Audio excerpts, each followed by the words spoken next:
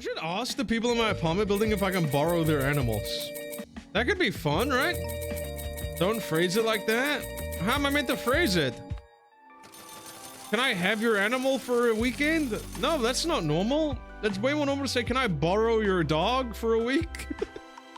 Hey, I'm new to this having a small dog thing. Can I borrow yours? Pet sit?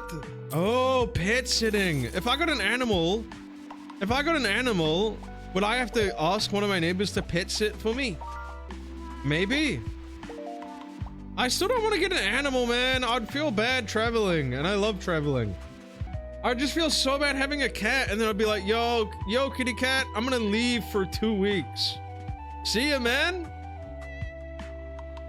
Cats do not care if you travel? Wait, really? They don't give a fuck? How long can you leave a cat alone? Because I remember I Googled it one time and people are like, you can leave a cat alone for like a week. And I'm like, what? That doesn't seem right. I'd just be worried the cat would like turn on the oven or something. Okay, well, hang on. We'll lay a best case scenario. Perfect setup. You have an auto feeder and you have like somehow an auto refilling water thing. And pointed at both of them is a cat camera, dog camera, cat bed, 5 cat tree. No, aimed at them is like a cat camera, so you can make sure that they're like not empty or whatever. And a robot litter box. Best case scenario. I would probably only want to do like 3 days. A week is neglectful? Yeah, that's what I feel. Cat still needs stimulation. Okay, before I leave, I open a box of like 500 mice in the apartment. I'm not saying I'm gonna do this. I'm just curious on people's opinions. That's what we're all about on the Chiblee channel.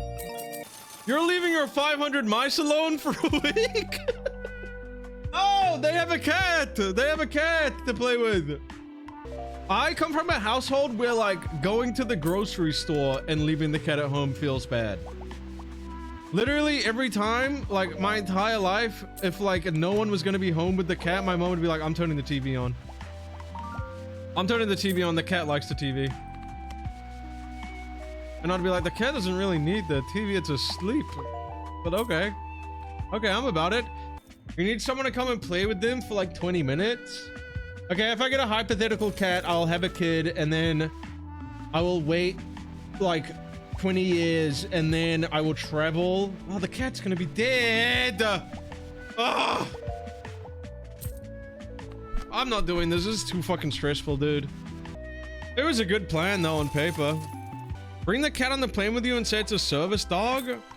How hard is it to move a pet internationally? Is it like the hardest thing ever?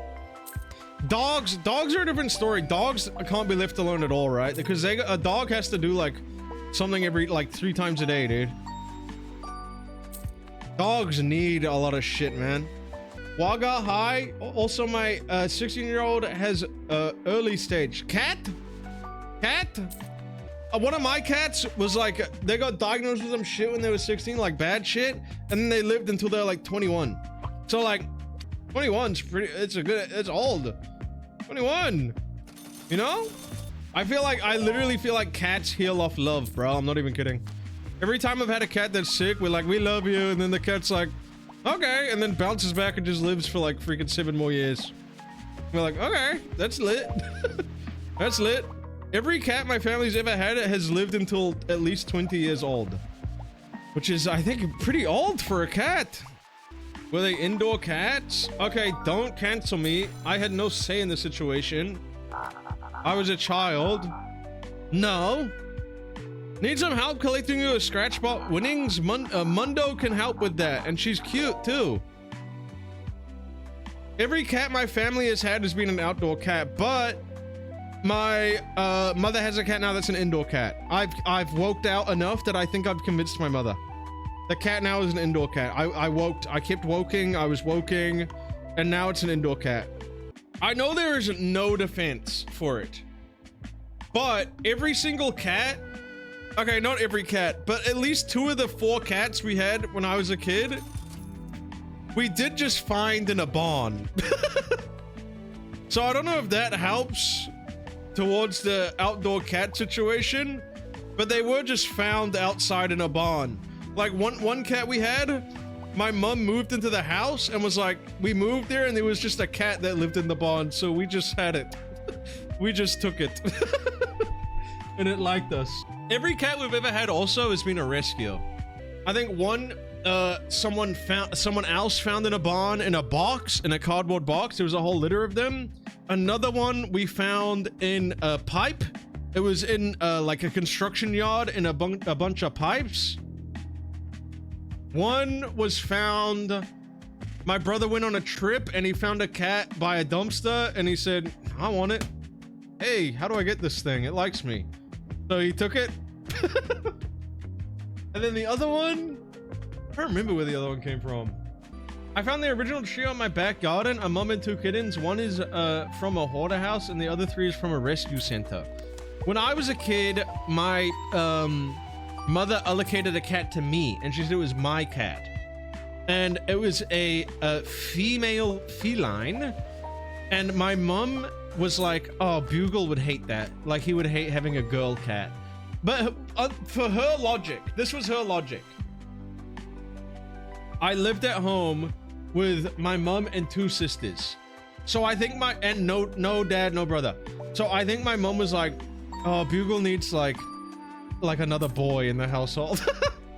Like, oh, he probably just wants like another boy in the household. So she got this cat and was like, yeah, the cat's named Max, it's a boy. And then immediately when we went to the vet for the first time, immediately I was like, that's not a boy. Because the vet was talking about shit and I'm like, that's not, I know that's not boy stuff, I think. But I still love the cat, of course, man. I loved Max. Lit ass cat, man. Mark, that's a babe. I literally hit the mark, that's a babe.